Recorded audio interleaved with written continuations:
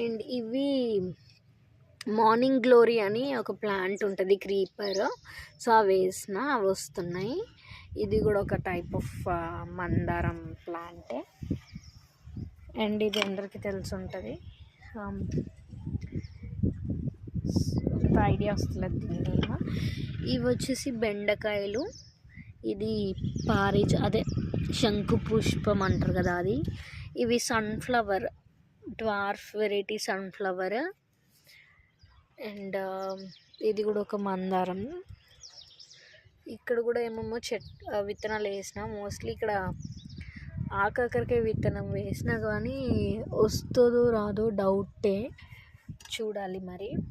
And ఇక్కడ వంకాయలు అవన్నీ వేసిన, ఇంకా ఏమీ వస్తున్నట్టు అనిపించట్లే.